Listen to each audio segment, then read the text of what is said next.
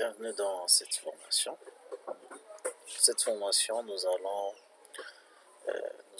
continuer avec Mass Project. Pour ce faire,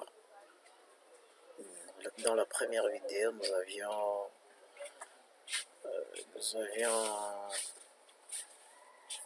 expliqué, essayé d'expliquer le rôle de Project. Dans la deuxième vidéo, on a montré comment calculer la durée à affecter à chaque ouvrage élémentaire, partant de nos traits, partant de ressources humaines que nous avons, en tenant compte aussi des ressources financières et la contrainte du temps, comment estimer la durée de chaque ouvrage, de l'exécution de chaque ouvrage élémentaire. Après ça, nous allons voir maintenant pour cette vidéo, on va voir une partie qui est vraiment une fonctionnalité de base de tout planning que l'on fait. C'est en fait la liaison des tâches. Pour un petit rappel,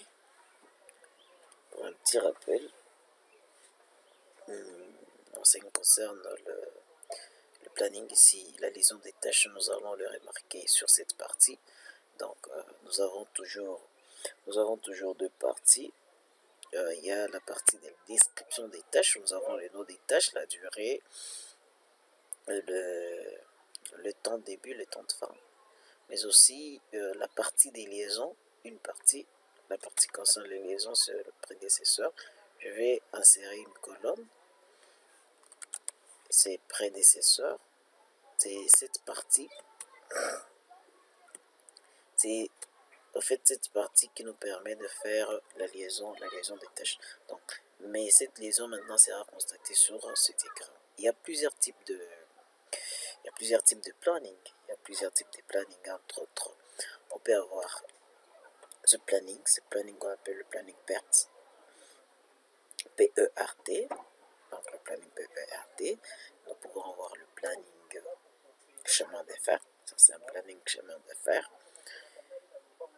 Mais pour notre cas, nous allons utiliser le diagramme de Gantt.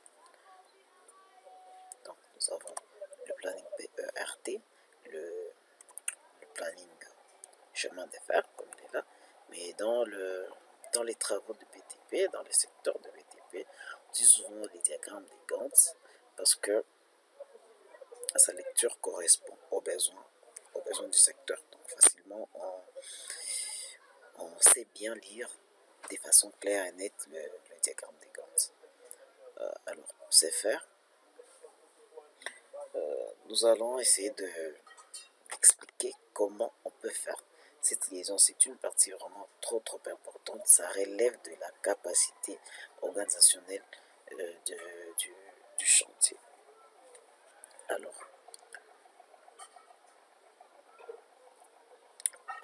ce que nous allons maintenant faire, c'est de voir comment procéder à la liaison. De sorte que si je change la durée, par exemple, de cette tâche, de la pause, débutant à main en fondation, la pause, c'est-à-dire le coulage, c'est pas un ouvrage normalement, il est préférable de faire un planning par ouvrage élémentaire et puis affecter les temps par rapport à chaque ouvrage élémentaire. Ça, c'est juste une tâche récapitulative qui, par exemple, pour la fondation, qui récapitule les éléments qui seront mis en œuvre dans cette partie, pour cet ouvrage élémentaire. Alors, si nous pouvons bien le voir, on peut double-cliquer là-bas. Si on double-clique sur une tâche, automatiquement, ça nous donne les informations de cette tâche. Alors, nous sommes sur la partie prédécesseur. Et puis, les types des liaisons. Nous avons 4 types de liaisons. Une liaison d'abord qui est prédéfinie au préalable. Donc, une liaison qui est prédéfinie au préalable, c'est le fin à débit. Fin à débit, c'est-à-dire finish to start. Normalement, c'est FD. FD si on est en français, FS si on est en anglais. Donc, F, la première lettre correspond au prédécesseur et la deuxième lettre correspond à la tâche que l'on sollicite lier. Donc, si on veut lier c'est telle à telle tâche, le prédécesseur correspond à la première lettre et puis la deuxième lettre correspond à la tâche que l'on veut lier. Par exemple, si nous disons non, nous prenons finish to start, c'est-à-dire fin à début. Fin à début, c'est-à-dire que la fin de la pose de béton de propriété correspond au début de remblai en tout venant hétérogène. Donc, la fin, donc la première lettre correspond au prédécesseur, il est là, la pose de béton, les bétons de propriété. Et puis, le début de cette tâche correspond à la fin de prédécesseur, c'est-à-dire la tâche que l'on fait lier sur le remblai en tout venant. Donc, le début à fin. Donc, le début de quoi? Le début, le start. Le début du remblai en tout venant correspond à la fin de la pose de béton armé. Mais il y a une possibilité alors de faire un décalage, le ledge. Le ledge, bon, en anglais, mais ça c'est un décalage en français. Donc on peut faire un décalage par rapport au nombre de jours ou par rapport à un pourcentage que l'on peut affecter à un ouvrage. Par exemple, pour ces cas de remblai, on dit non, la fin de les débuts, on va prendre début à fin, début, start to start, début à début,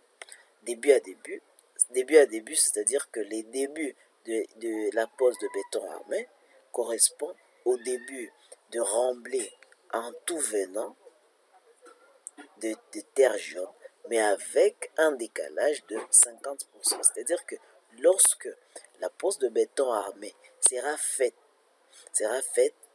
à 50%, le remblai en tout venant commence. Donc, il commence au même moment, mais avec un décalage de 50%. Et c'est là, vous pouvez le voir ici, sur les diagrammes. C'est-à-dire, cette tâche ici, elle est liée à celle-ci, mais à 50%. C'est-à-dire, nous sommes là, le remblai, il est là. Il commence, mais lorsqu'il arrive à 50%, automatiquement, c'est les débuts donc le remblai, il est là. Donc les débuts de pose des bétons armés, des bétons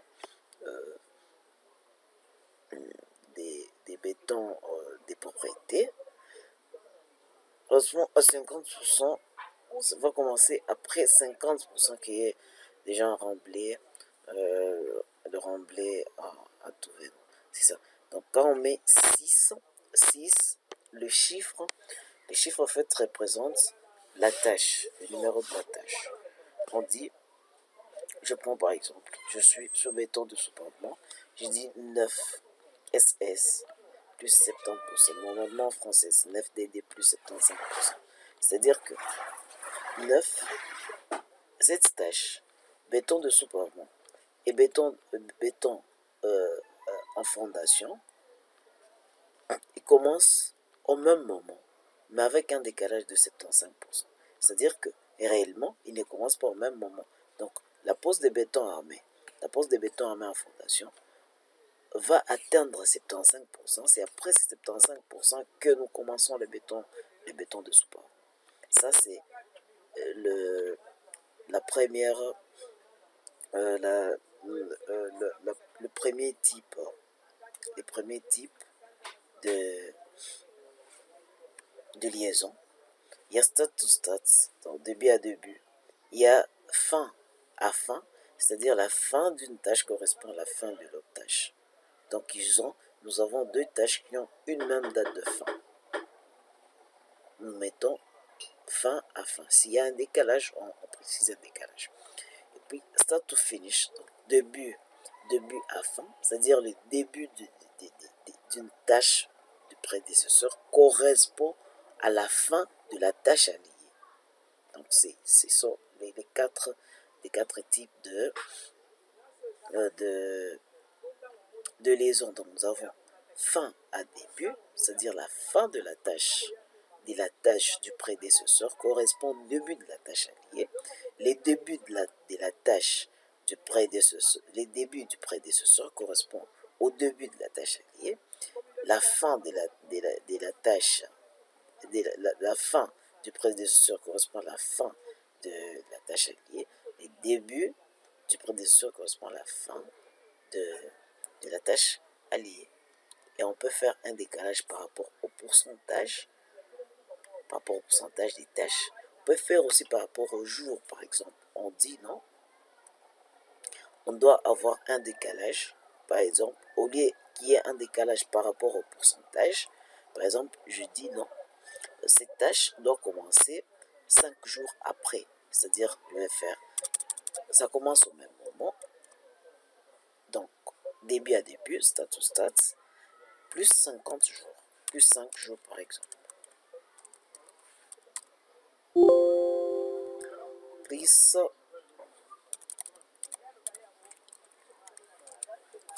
days, plus 5 jours. Je peux faire donc un décalage de 5 jours ou un décalage de moins 5 jours. Je peux faire un décalage de 5 jours, comme je peux faire moins 5 jours. Moins 5 jours. Si c'est en français, c'est juste. Si c'est en anglais, c'est 5 days.